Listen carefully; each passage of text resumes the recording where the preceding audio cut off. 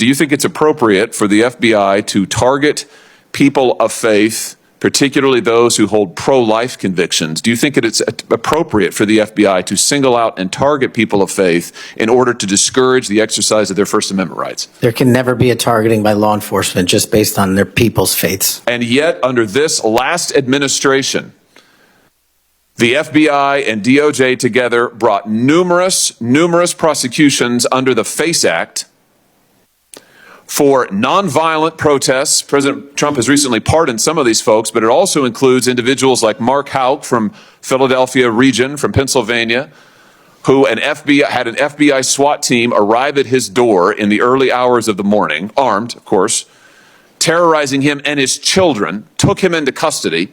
They charged him with a FACE Act violation. Why? Because he took his young son to a peaceful demonstration outside an abortion clinic. When his young son was shoved to the ground, he defended him. Mark Houck was acquitted by a jury, acquitted. Nevertheless, the FBI used their full resources, including a SWAT team, to try and terrorize him. Meanwhile, how many churches that were firebombed or pregnancy care centers that were firebombed, how many of them were protected by the last administration? Just about zero. It is an unbelievable instance of targeting. Mr. Patel, will you end this targeting? If you get to the FBI, if you are confirmed, will you end it? And will you make clear to all agency personnel that there can be no targeting on the basis of religious belief, and this will never happen again in the United States of America, at least not under your watch?